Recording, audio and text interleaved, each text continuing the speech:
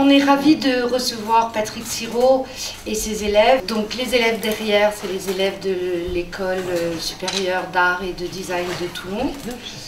Et Patrick Sirot est donc leur prof. C'est un module. Alors un module, c'est un peu les jargons de pédagogue qu'on peut avoir dans une école d'art.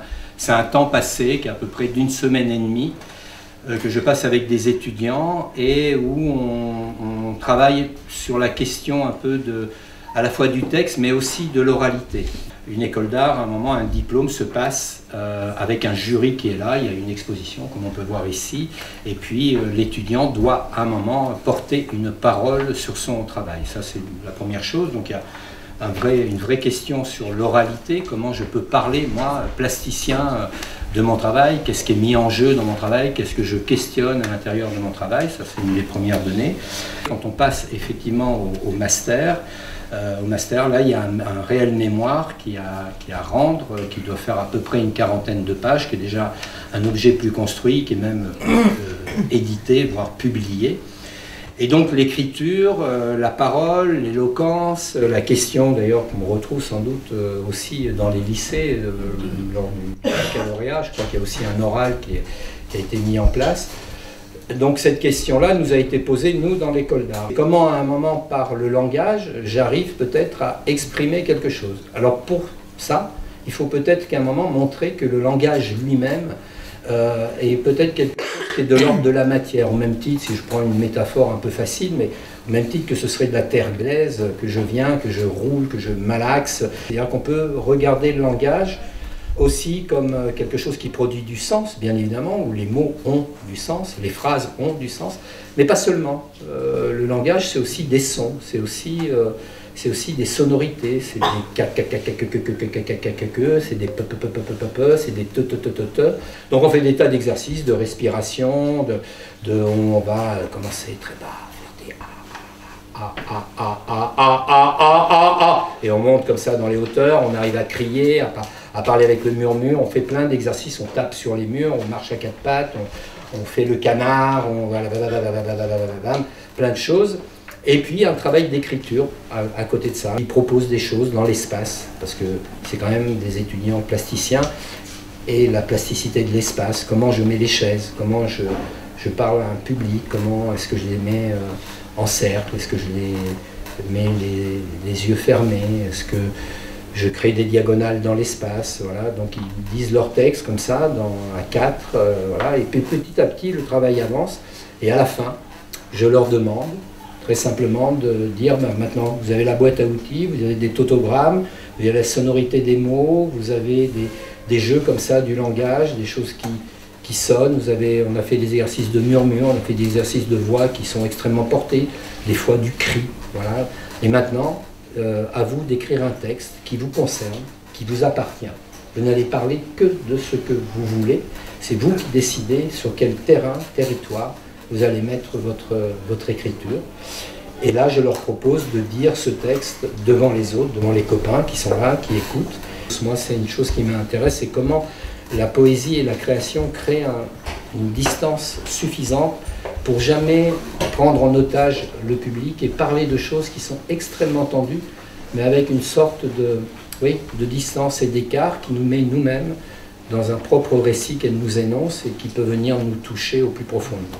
Si je les ai choisis, c'est aussi pour la diversité de leurs propositions. C'est ça. C'est ça. C'est ça. C'est ça. C'est ça. C'est ça. Ça, c'est ça. Que ça con. C'est ça con. C'est ça qu'on demande. C'est ça qu'on demande. Qu'on demande. C'est que ça qu'on demande des mots. Qu'on demande des mots, qu'on demande des mots, qu'on demande des mots, qu'on demande des mots, qu'on demande trop de mots, qu'on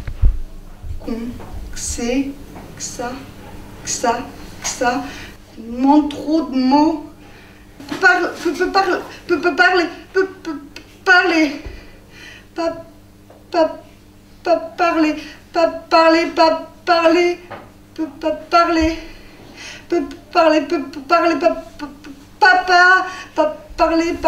parler, peur de parler.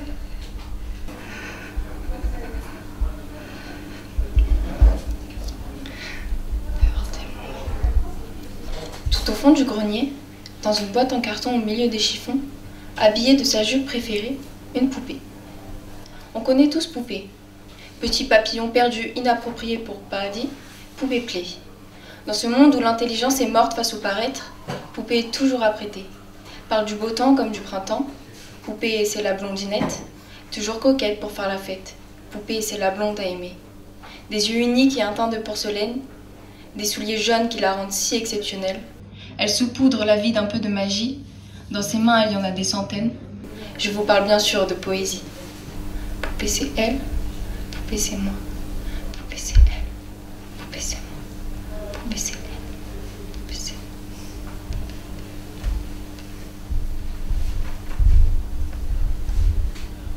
Ces mots-là, ces mots-là, ces mots-là, ces mots-là, qu'on ne dit pas, qu'on dit. Ces mots-là, ces mots-là, là. Ces mots-là, ces mots, c'est l'art. Ces mots-là, ces mots-là, ces mots-là, ces mots-là. Ces mots-là, ces mots-là, là. C'est là, c'est là. C'est macha, mini macha, mach. C'est mot maché, à macha. C'est mot maché, à macha. Femme là, c'est macha, c'est là, c'est là.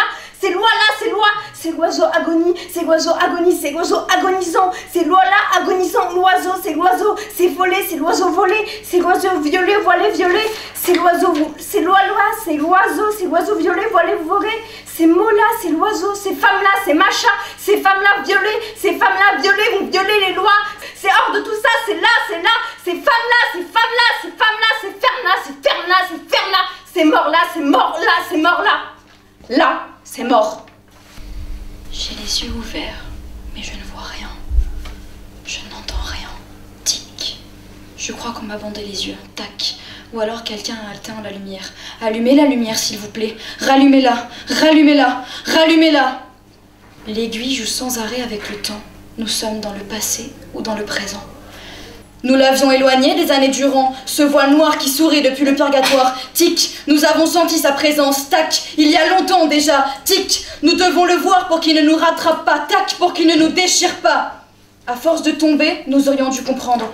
Cette guerre signe le début de nos plus sombres méandres.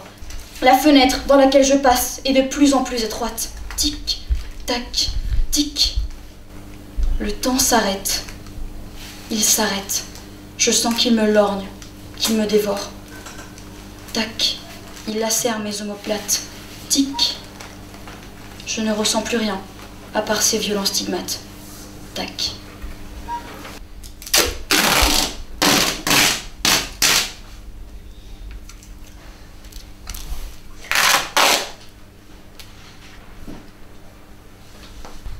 La performance est annulée. Annulé. Le moustigre tigre a frappé, donc la performance est annulée. La léthargie a émergé, donc la performance est rétrogradée. Le moustique tic n'est pas gentil, il n'hésitera pas à vous piquer. Restez sur vos gardes. Le psychotique est malade, il est malade, il ne voit pas clairement la réalité. La réalité, c'est la vérité de la population conforme. Ne sortez pas de la conformité. Si vous en sortez, vous êtes fous. Soyez normaux. N'inventez pas vos propres recettes. Je suis nulle en poésie, donc la poésie est annulée. Il est primordial de ne rien laisser transparaître. Je ne vous donnerai rien. J'annule, j'annule, j'annule. Les mots et les idées sont annulés. Ça m'énerve d'essayer de vous complaire. La performance est à nu. Je suis honnête. La maladie n'existe pas. Si je performe des astres de moi-même. Elle se laisse aller sur les astres. Elle prévoit les guerres.